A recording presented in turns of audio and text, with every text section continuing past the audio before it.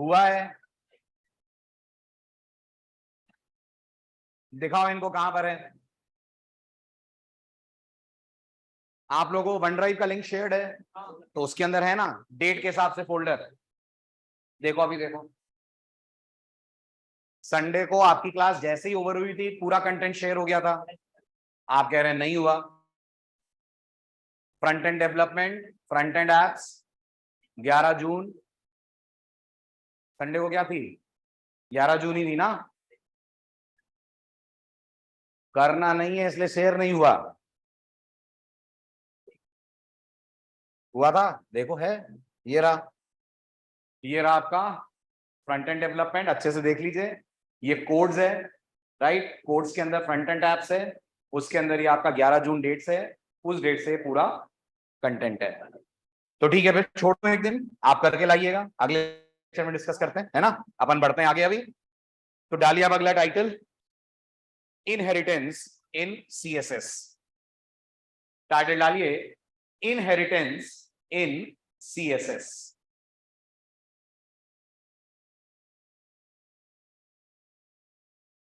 अब आप अगर किसी भी प्रोग्रामिंग लैंग्वेज से फेमिलियराइज्ड हैं, खास तौर पे कोई भी ऑब्जेक्ट ओरिएंटेड लैंग्वेज, तो ये वर्ड आपने जरूर सुना होगा, और नहीं भी सुना है तो ये वर्ड इतना सिंपल टू अंडरस्टैंड है कि आप इसका वर्बल मीनिंग समझ सकते हैं ये करता क्या होगा। इनहेरिटेंस शब्द का मतलब रियल वर्ल्ड में होता है किसी एग्जिस्टिंग एंटिटी की प्रॉपर्टीज किसी नई एंटिटी के अंदर आना।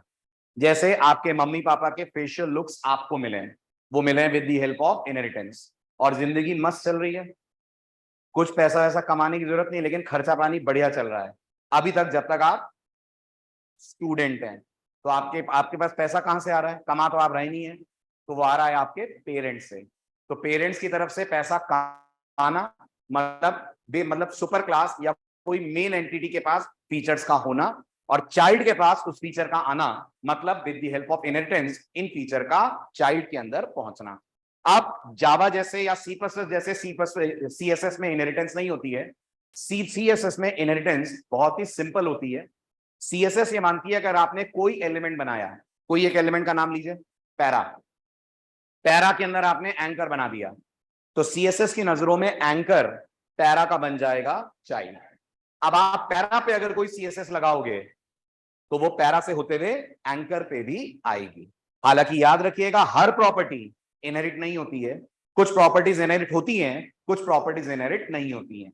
अभी के लिए इतना मान लीजिए, आपने अगर पैराग्राफ पे कलर लगाया तो पैराग्राफ के फॉन्ट का कलर तो चेंज होगा ही होगा, साथ में एंकर के फॉन्ट का कलर भी चेंज हो जाएगा।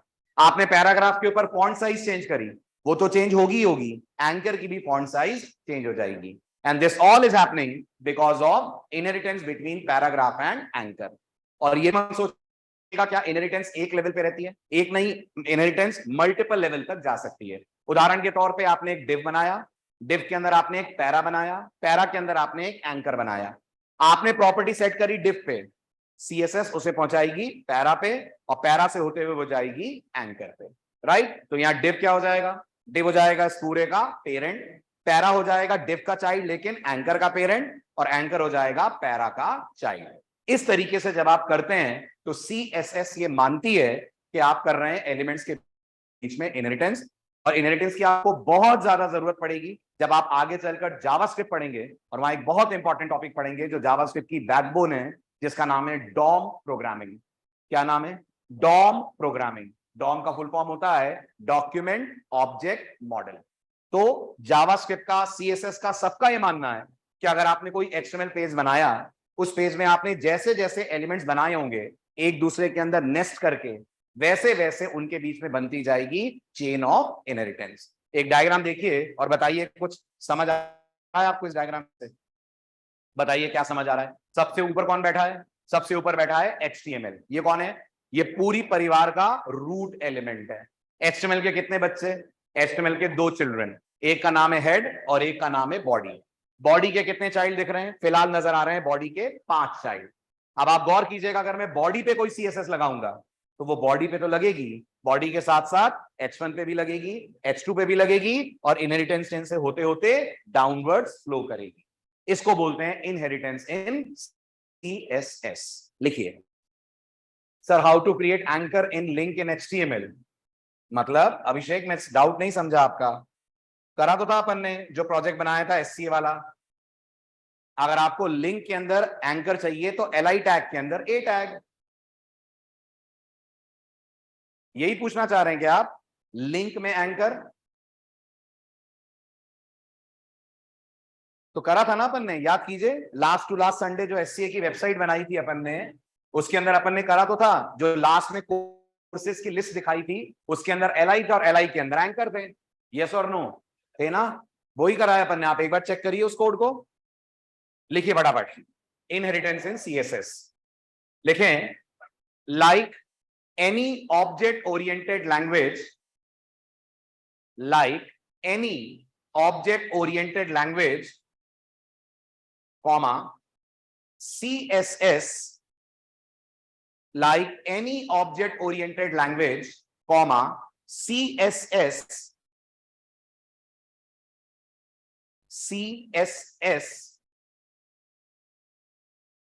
follows the concept of inheritance.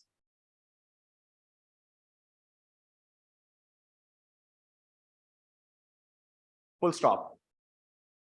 In simple words,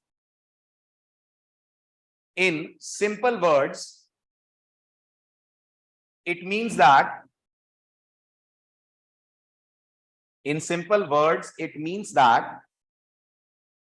we are having a parent element and a child element. In simple words, it means that we are having a parent element and a child element. Full stop. For example, consider the following HTML code.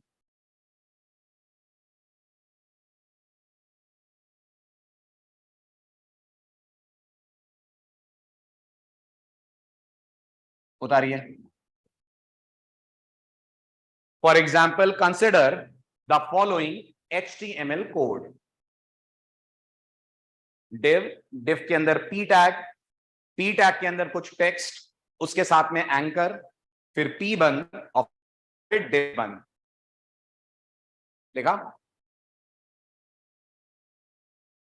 लिखिए, for browser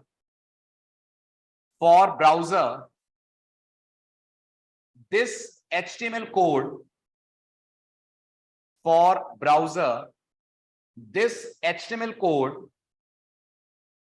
will get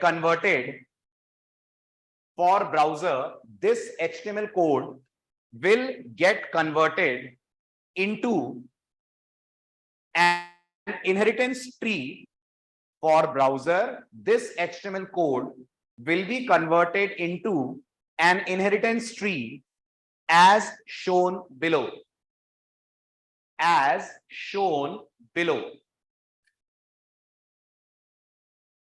tree का diagram उतारिए। सबसे ऊपर div दिखाइए, div के नीचे p दिखाइए, p के नीचे a दिखाइए।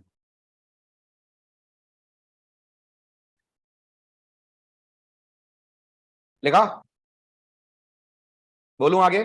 लिखिए, इन दी अबव कोड, कौन किसका पेरेंट? div पैरा का पेरेंट, पैरा एंकर का parent.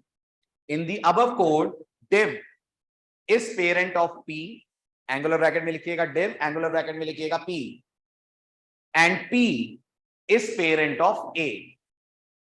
In the above code, div is parent of p and p is parent of a.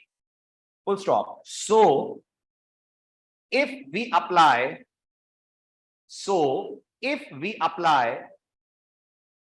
a CSS property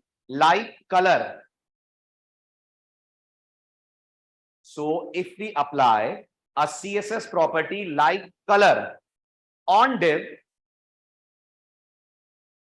it will also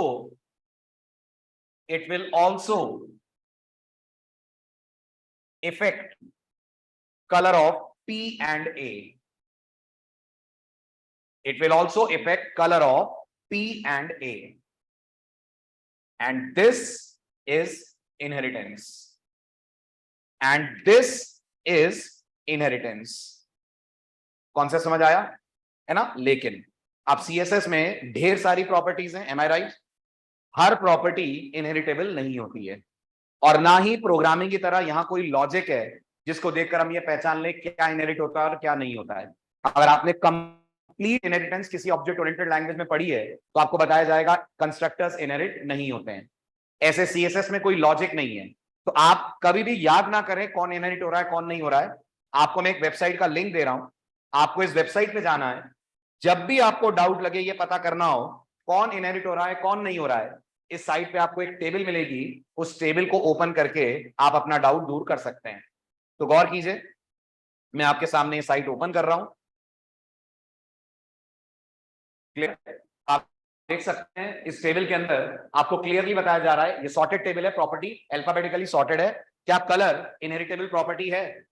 फटाफट हाँ या ना में जवाब दीजिए। है। तो अगर आप कलर सेट करेंगे पेरेंट पे तो यहां लिखा हुआ है यस, और ये इनहेरिटेंस वाला कॉलम है। करेक्ट? अगर आप मिस कर गए हो तो मैं टेबल को ऊपर की तरफ स्क्रॉल करता हूं, चेक करिए टेबल में कौन कौन से कॉलम बने हुए हैं।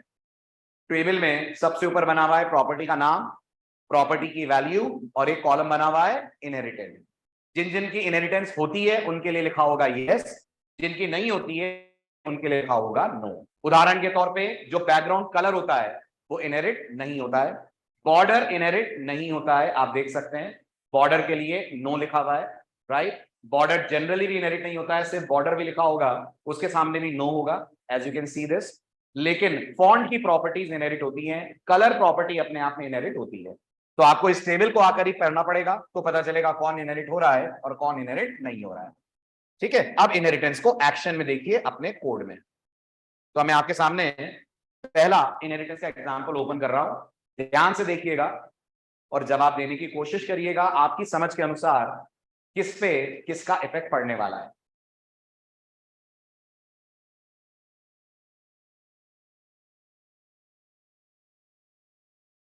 ध्यान दें, दिस इज आवर एग्जाम्पल 1।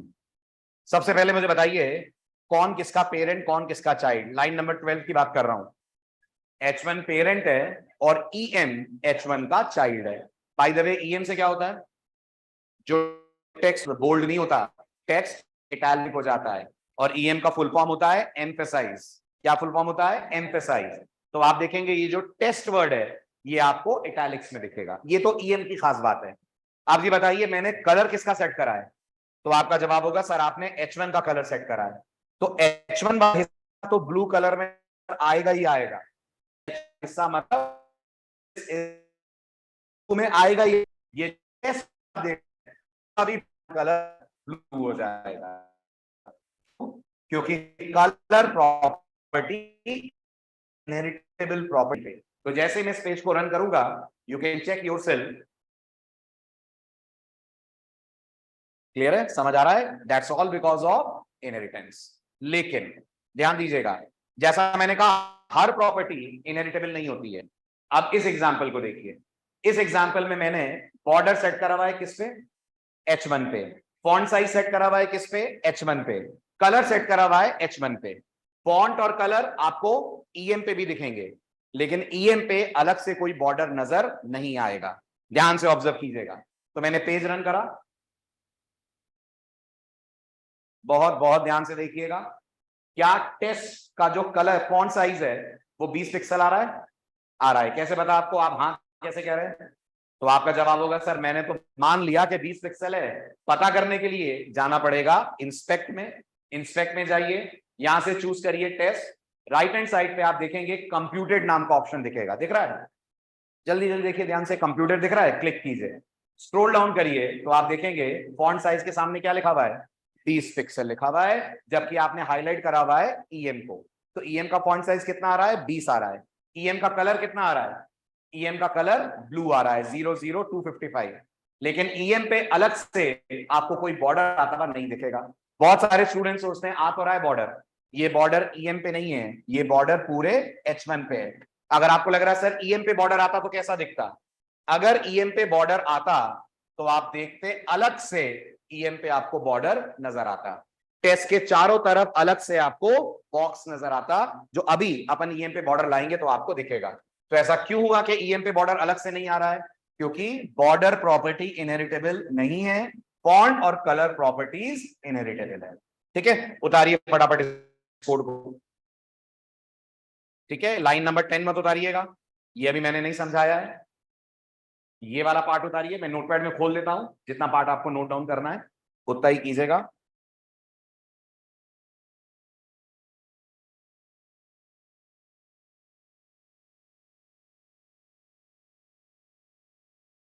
ये CSS कोड है,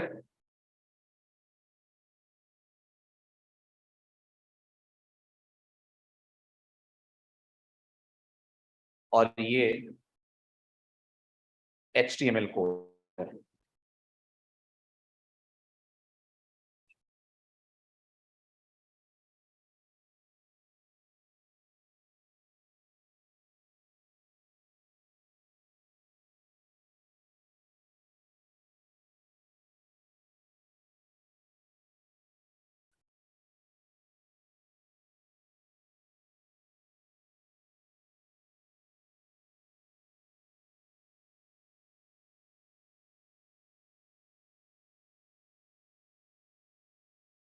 और नोट डाउन कर लीजिए कौन इनहेरिट होगा, कौन इनहेरिट नहीं होगा।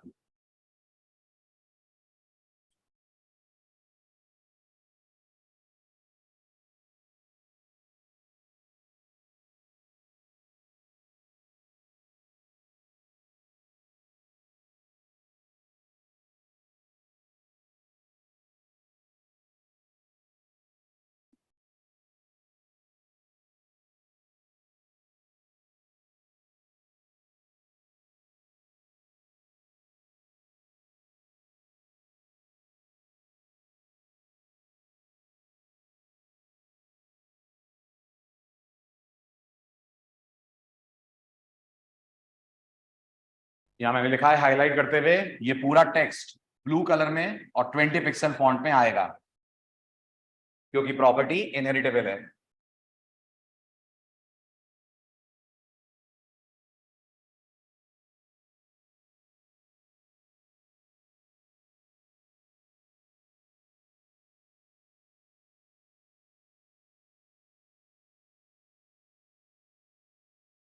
चला जाए आगे, डन।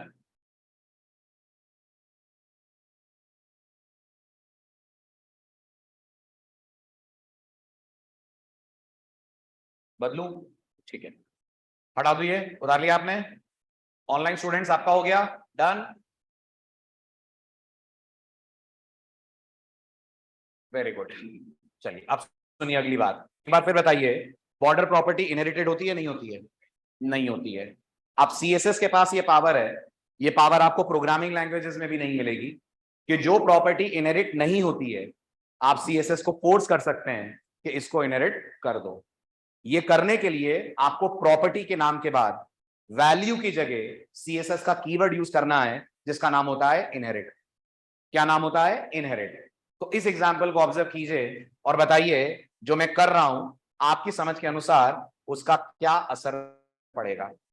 मैंने इसी कोड के अंदर एक लाइन लिखी और वो है EM बॉर्डर कोलन इनहेरिट। इसको जरा हिंदी में समझाइए। आप CSS को बोल रहे हैं EM का जो पेरेंट है, जो उसका बॉर्डर स्टाइल है, वो बॉर्डर स्टाइल मुझे EM पे भी लाके दो। तो अब आप बताइए EM के बॉर्डर का कलर, जल्दी पड़ा, ब्लू नहीं, पेल वॉयलेट रेड। ईएम के बॉर्डर का कलर पेल वॉयलेट रेड। ईएम का बॉर्डर स्टाइल सॉलिड। ईएम की बॉर्डर थिकनेस 2 पिक्सल। तो अब आप जैसे ही इस पेज को सेव करने के बाद रन करेंगे, ध्यान से देखना ईएम पे अलग से बॉर्डर नजर आएगा। अगर नहीं दिख रहा है तो मैं थोड़ा एनलार्ज करता हूं स्क्रीन, देखा? ये हुआ इनहेरिट होने का इफेक्ट। अभी तक ये 2 वर्टिकल बार नहीं आ रहे थे, क्यों नहीं आ रहे थे? क्योंकि बॉर्डर प्रॉपर्टी इनहेरिटेड नहीं थी। लिखिए द इनहेरिट कीवर्ड, टाइटल डालिए द इनहेरिट कीवर्ड। लिखें CSS provides us a keyword called inherit. CSS provides us a keyword called inherit, which forces the browser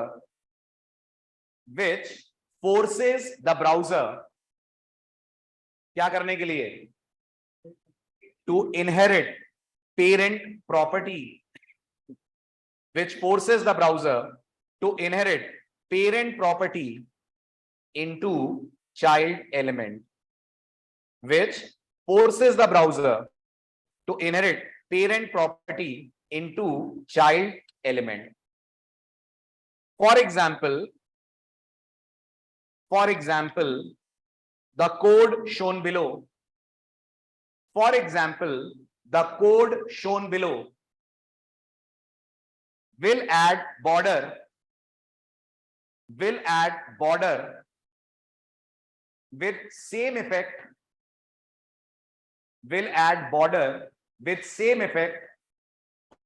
on EN as it is on H1. The code shown below will add a border with same effect on EN as on H1. भाई जब यहां effect से मेरा क्या मतलब है? Effect से मेरा मतलब इन तीनों से है. EN का बॉर्डर भी सॉलिड होगा, EN का बॉर्डर भी 2 पिक्सल का होगा, EN के बॉर्डर का कलर भी पेल वॉयलेट रेड होगा.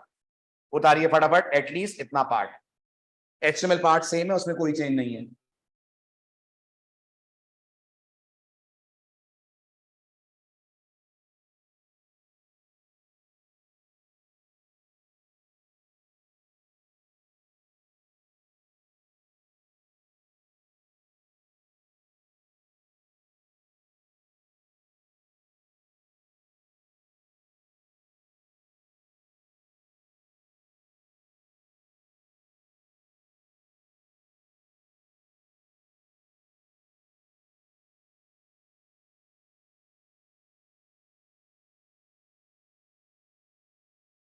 हो गया?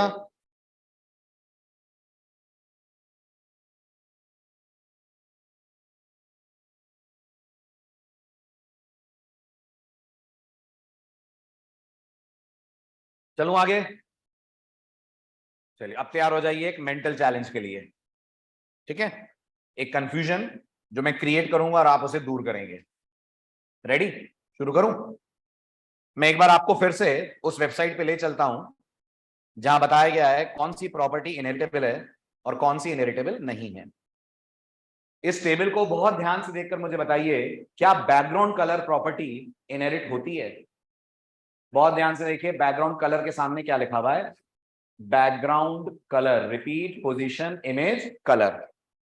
तो अगर आप देख पा रहे हो तो बैकग्राउंड कलर के सामने इस टेबल में लिखा हुआ है, ये रहा बैकग्राउंड कलर, और ये लिखा हुआ है नो. मतलब बैकग्राउंड कलर इनहेरिट नहीं होता है. तो पेरेंट को जो बैकग्राउंड कलर देंगे वो चाइल्ड पे नहीं आएगा, क्योंकि हमारे लिखा हुआ है background colour is not inheritable. ये इंटरव्यू क्वेश्चन था फ्रंट एंड का, इसलिए क्लास में डिस्कस कर रहा हूं, ध्यान से सुनिएगा. अब इस टेबल के आधार पर आप इस कोड को ऑब्जर्व कीजिए. हमारा अगला एग्जाम्पल, इसमें मैंने इसको हटा रहा हूं 2 मिनट के लिए. इसमें मैंने H1 पे क्या बैकग्राउंड कलर दिया है? H1 पे मैंने बैकग्राउंड कलर दिया है येलो. करेक्ट? और H1 का चाइल्ड कौन है? H1 का चाइल्ड EM है. जो आपने अभी अभी टेबल देखी उसके अनुसार टेस्ट का बैकग्राउंड क्या आना चाहिए? व्हाइट. येलो कैसे आना चाहिए? येलो तो इनहेरिट नहीं हुआ ना. नहीं आ रही बात समझ में? ये जो टेस्ट है ये H1 के अंदर है. हाँ ना जवाब देना है. H1 पे आपने फॉन्ट साइज लगाया, वो टेस्ट पे आया क्योंकि फॉन्ट साइज इनहेरिटेबल था. H1 पे आपने कलर लगाया, वो टेस्ट पे आया क्योंकि कलर भी इनहेरिटेबल था. अपन ने बैकग्राउंड कलर लगाया, टेबल बोल रही है बैकग्राउंड कलर इनहेरिट नहीं होता. तो जो हमारा टेस्ट वर्ड है उसका बैकग्राउंड तो वही आना चाहिए ना जो ओरिजिनल बैकग्राउंड है. ओरिजिनल बैकग्राउंड क्या होता है? व्हाइट. तो जब मैं पेज को रन करूंगा, आउटपुट मुझे कैसा दिख रहा है जरा देखिए और बताइए ऐसा क्यों हो रहा है.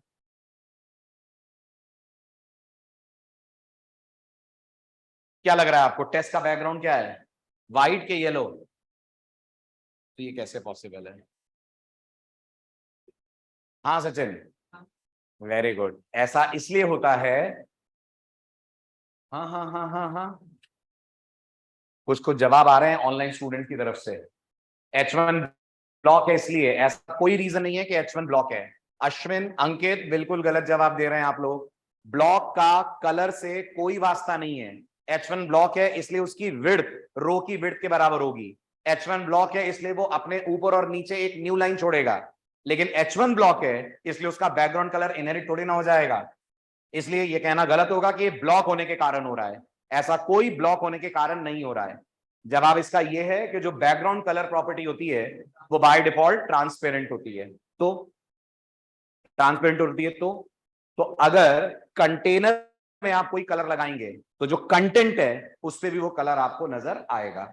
इसका सबसे बेहतरीन एग्जांपल है स्प्राइट पिए। स्प्राइट पिए आपने? स्प्राइट का खुद का कलर क्या होता है? व्हाइट। लेकिन जब स्प्राइट ग्रीन कलर के बॉटल में आती है तो स्प्राइट का कलर ग्रीन दिखता है। क्यों दिखता है?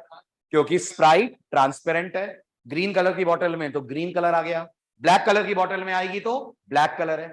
Got it? इसलिए ट्रांसपेरेंट होने के कारण आपको बैकग्राउंड कलर लग रहा है इनहेरिट हो रहा है, लेकिन हकीकत में वो इनहेरिट नहीं हो रहा है। Why? Because background colour is transparent. और मैंने आपसे पहले भी कहा था, अगर कभी भी आपको ये क्वेरी लगे हमें कैसे पता कि बैकग्राउंड कलर ट्रांसपेरेंट होता है बाय डिफॉल्ट, तो मैंने आपसे बोला था एक ही है जो आपकी सारे डाउट सॉल्व करेगा। कौन? वो है MDN। तो यहां लिखिए आप बैकग्राउंड कलर MDN। पूछिए MDN बैकग्राउंड कलर के बारे में क्या कहता है। बैकग्राउंड पे जाइए, MDN में चलिए, थोड़ा सा नीचे स्क्रॉल डाउन करिए और देखिए कुछ लिखा हुआ मिलेगा अगर आप पढ़ पा रहे हो तो। सबसे पहली चीज है बैकग्राउंड की इनिशियल वैल्यू ट्रांसपेरेंट होती है और इनहेरिट नहीं होता। क्लियर हुआ? तो कलर इनहेरिट होता है, हाँ, पर बैकग्राउंड कलर इनहेरिट नहीं होता है। वो ट्रांसपेरेंसी के कारण है कि H1 पे लगा रहे हैं येलो तो हमें टेस्ट पे भी या EM पे भी येलो देखने को मिल रहा है। दूसरी बात, अब क्या होगा अगर मैं इस कमेंटेड कोड को अनकमेंट कर दूं? Very good. तो प्रोग्रामिंग के वर्ड्स अगर मैं यूज करूं तो क्या मैं बोल सकता हूं EM ने ओवरराइड कर दिया H1 वाले बैकग्राउंड कलर को? Can I say that? EM ने अब अपना बैकग्राउंड कलर व्हाइट करवा लिया, तो H1 वाला पूरा पार्ट येलो आएगा, लेकिन टेस्ट शब्द का बैकग्राउंड कलर आपको नजर आएगा व्हाइट।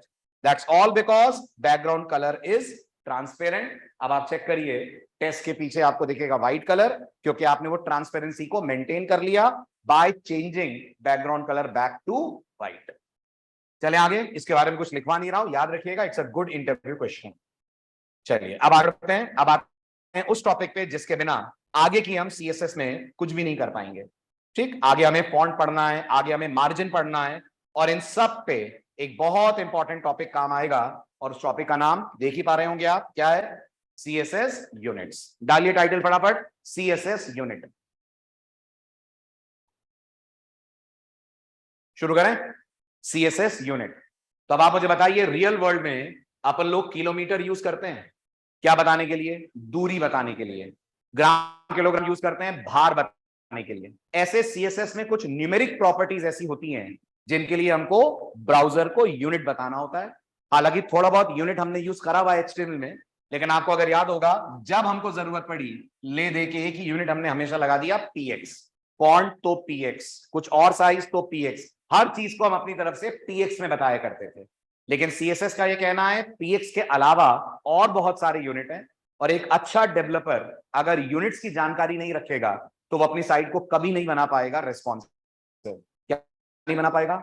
और ये क्या होती है रेस्पॉन्सिव वेबसाइट्स? जो डिवाइस के हिसाब से अपने कंटेंट को एडजस्ट कर ले। वो तभी पॉसिबल है जब आपको नॉलेज हो, बेसिक नॉलेज हो कि CSS में यूनिट्स कैसे काम करते हैं। PX एक यूनिट है, PX के अलावा और बहुत सारे यूनिट हैं, और सच कहूं तो PX बहुत कम यूज होता है जब हम वेबसाइट को बनाते हैं रेस्पॉन्सिव। PX की जगह दूसरे यूनिट ज्यादा यूज होते हैं। जो डेस्कटॉप से आपकी साइट लैपटॉप पे जाएगी तो यूनिट अपने आप को एडजस्ट कर लेगा, लैपटॉप से मोबाइल पे जाएगी तो अपने आप को कर लेगा एडजस्ट। लिखिए फटाफट, CSS यूनिट्स। लिखिए, just like in real world, just like in real world we have mathematical units, just like in real world we have mathematical units like km, comma, gram, etc., kilometer, gram, etc. Similarly, in CSS also, for numeric properties, तो colour के लिए भी unit होगा? नहीं, colour is not numeric, numeric properties के लिए होगा. Similarly in CSS also, for numeric properties we have the concept of units. Para change. A CSS unit decides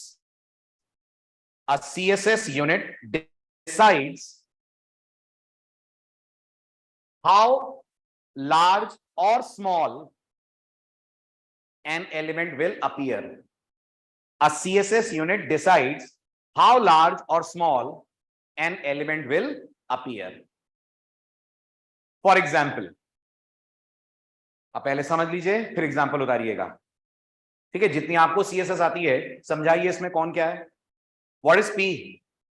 अभी संडे ही आप सेलेक्टर बेटा, पैरा तो अपन जानते हैं, वो टैग के पॉइंट ऑफ व्यू से P is selector. What is margin? Margin क्या करती है वो नहीं पूछ रहा हूं, वो मैं बताऊंगा. What is margin? शाबाश, आप बोलोगे sir margin is a property जो अभी तक हमने नहीं पढ़ी है. What is 20? 20 is the value. And the topic for today is px, जिस px को हम बोलते हैं यूनिट. बाय द वे, अगर आपको लग रहा है सर ये मार्जिन क्या करता है, तो मार्जिन ब्राउजर को ये बोलता है किसी एलिमेंट के चारों तरफ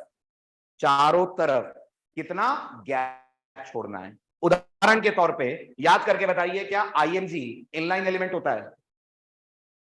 छोटी छोटी बातें भूल जाते हैं. हाँ, image, anchor, span, they all are inline element.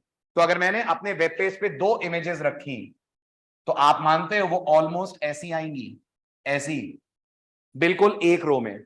अब ये जो बीच का आप गैप देख रहे हैं, जो ब्राउजर बाय डिफॉल्ट 1 पिक्सल का छोड़ता है, उस गैप को बढ़ाने के लिए अपन यूज कर सकते हैं मार्जिन. मतलब अगर कोरोना के पॉइंट ऑफ व्यू से बोला जाए तो मार्जिन CSS की सोशल डिस्टेंसिंग है. जैसे कोरोना ने कहा सोशल डिस्टेंसिंग मेंटेन करो, ऐसे अगर पैराग्राफ बोलेगा मुझसे 20 पिक्सल दूर रहो, तो पैराग्राफ बोलेगा मेरा मार्जिन 20 पिक्सल कर दो. हालांकि हम मार्जिन बहुत डिटेल में पढ़ेंगे जब हम आगे चलकर CSS का एक बहुत इंपॉर्टेंट टॉपिक पढ़ेंगे जिसका नाम है बॉक्स मॉडल. क्या नाम है? Box model. वो आपको मार्जिन डिटेल में समझाएगा. अभी शॉर्ट एंड स्वीट आंसर ये है कि ये कोड से हम ये बोल रहे हैं ब्राउजर को कि जितने भी पैराग्राफ हैं उनके चारों तरफ कम से कम 20 पिक्सल का गैप होना चाहिए. आपको याद होगा पैराग्राफ के राइट पे तो वैसे भी कोई नहीं आएगा. क्यों?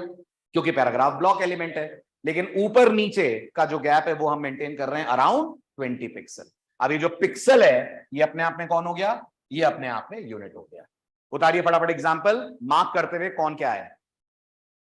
एग्जांपल उतारिए मार्क करते हुए कि कौन क्या है. तो P सेलेक्टर है, मार्जिन प्रॉपर्टी है, 20 उसकी वैल्यू है और px उसका यूनिट है.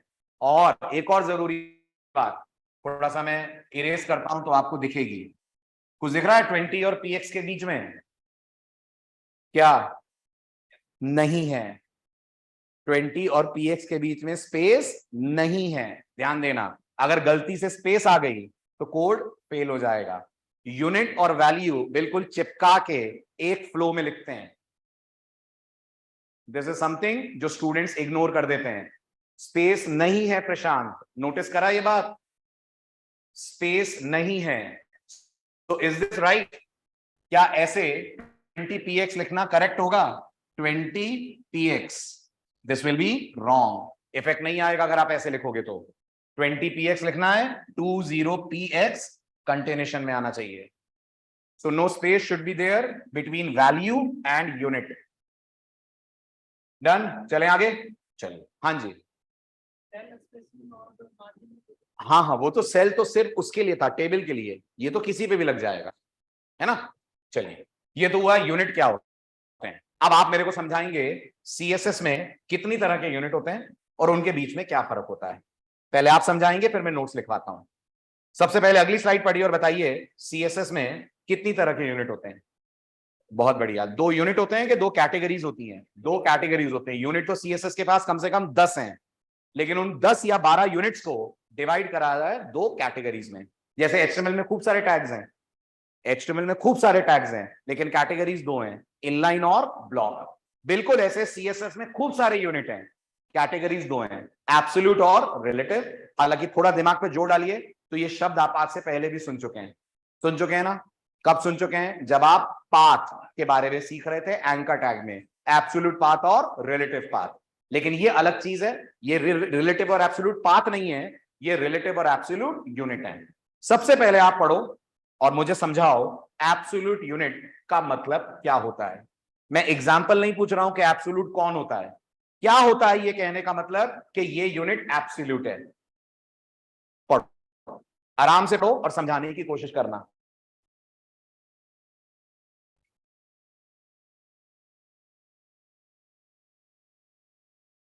बहुत सिंपल है, लेकिन आपको समझना पड़ेगा, वरना रेस्पॉन्सिव वाला जो पार्ट है, जो सीएसएस की बहुत इंपॉर्टेंट फीचर है, वो आप हैंडल नहीं कर पाओगे। इसलिए बहुत ध्यान से समझो क्या मतलब ये कहने का कि ये यूनिट एब्सोल्यूट है।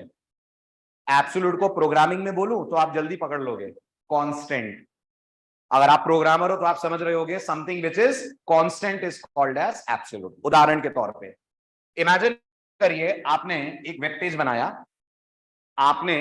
पेज बनाया, और आपने ब्राउजर को बोला कि मेरे वेब पेज पे जो पैरा है, मेरे को उसका फॉन्ट 12 पिक्सल का चाहिए।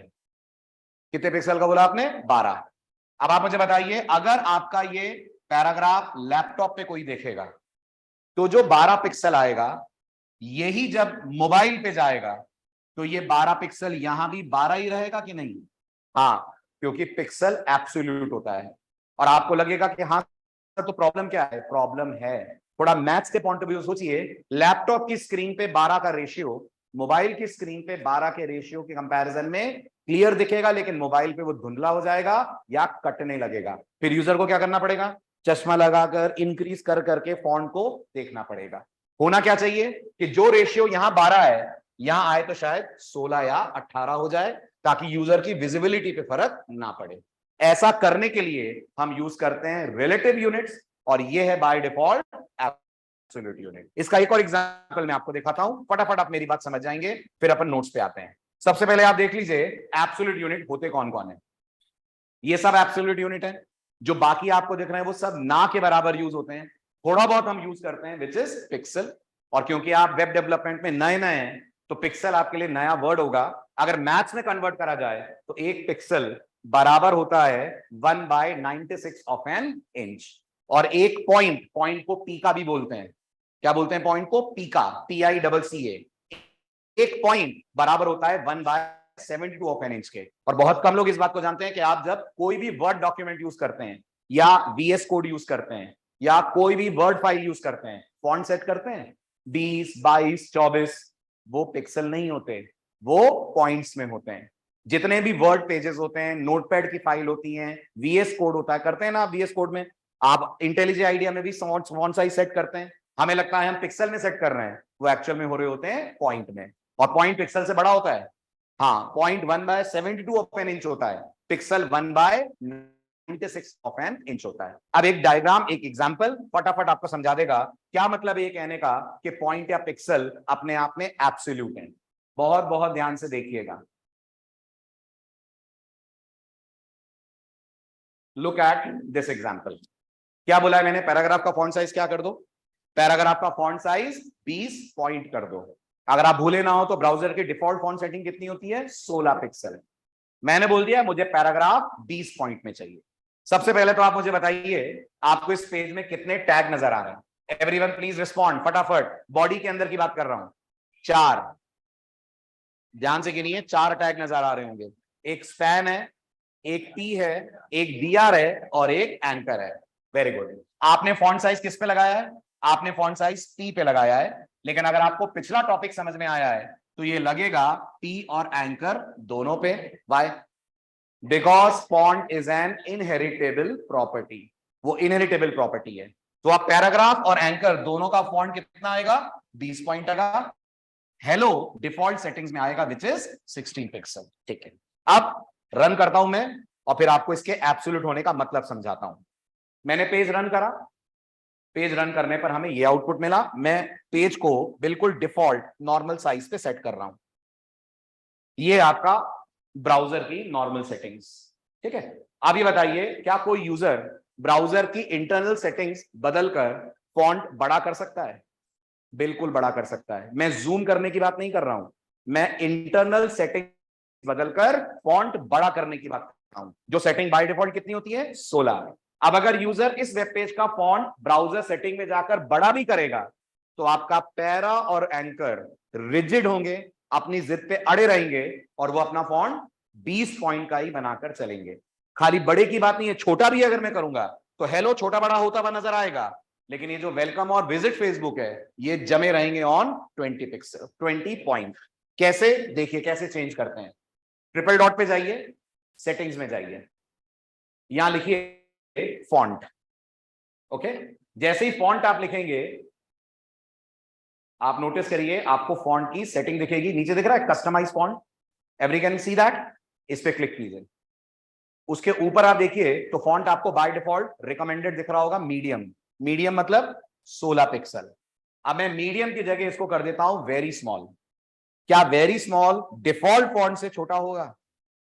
मीडियम डिफॉल्ट होता है तो वेरी स्मॉल डिफॉल्ट से तो छोटा होगा, बिल्कुल होना चाहिए। अब देखिए मैंने इसको वेरी स्मॉल कर दिया।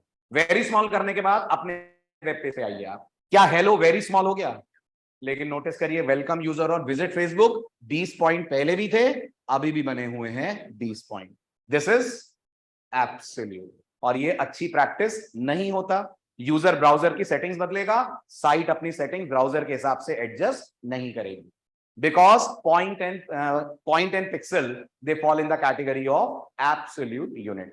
लिखिए types of units in CSS, types of units in CSS। लिखिए CSS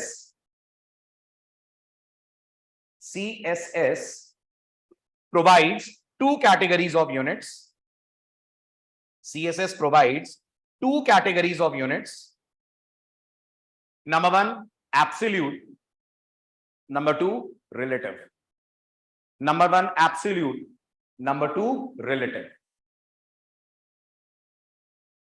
लिखिए absolute units are those, absolute units are those, क्या क्या absolute units are those which do not change even if the browser setting और screens को क्या बोलते हैं, viewport और viewport changes। absolute units are those which do not change even if browser settings और viewport, bracket में लिखिए viewport का मतलब डिवाइस, ब्रैकेट बंद, changes, full stop. Examples of, repeat करूं, सुनिए फिर से। Absolute units are those which do not change even if browser settings और viewport के ब्रैकेट में लिखिए डिवाइस, ब्रैकेट बंद कर दीजिए, चेंजेस, आगे लिखिए फुल स्टॉप करके। Examples of absolute unit are, list उतार लीजिए, सिर्फ टेबल में उतारिएगा, सिर्फ लिस्ट, पूरी टेबल नहीं उतारनी है। PX, PT, PC, CM, MM, IN, PX, PT, PC, CM, MM, IN।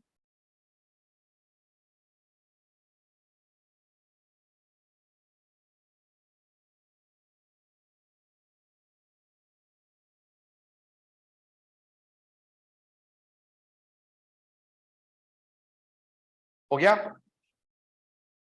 अब ये वाला एग्जाम्पल उतारिए, फिर मैं इसके बारे में लिखवा दूं। स्टाइल CSS कोड हमारा,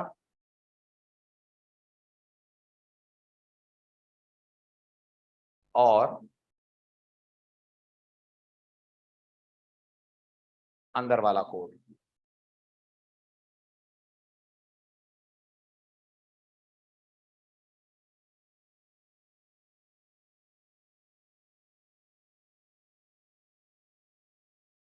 CSS, एक मिनट रुक जाइए, एक मिनट रुक जाइए, CSS पुराना वाला है,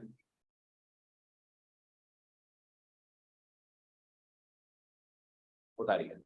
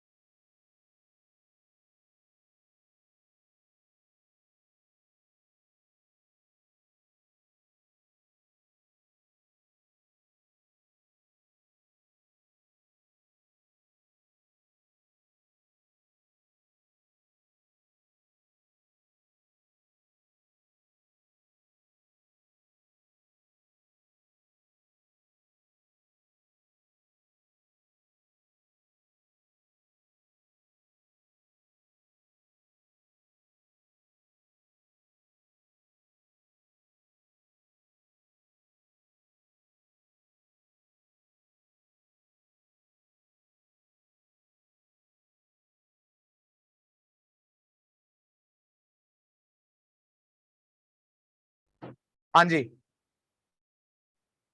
हो गया, बोलूं? लिखिए, according to the above rule set, मैं इस रूल सेट की बात कर रहा हूं। According to the above rule set,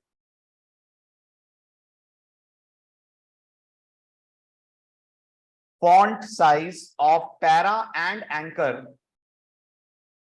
font size of para and anchor, फिर बोल रहा हूं, ध्यान दीजिए, according to the above rule set, the font size of para and anchor will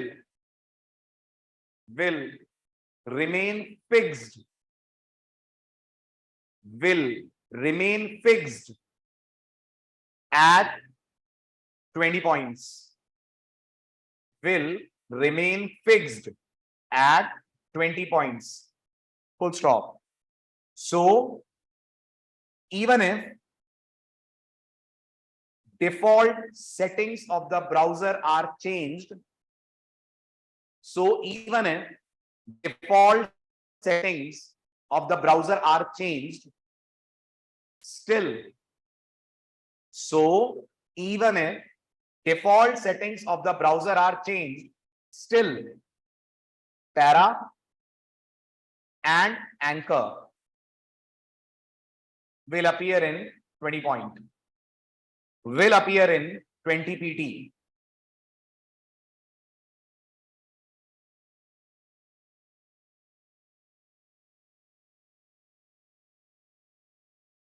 हो गया? चलिए आइए फ्राइडे लेते हैं, रिलेटिव यूनिट्स।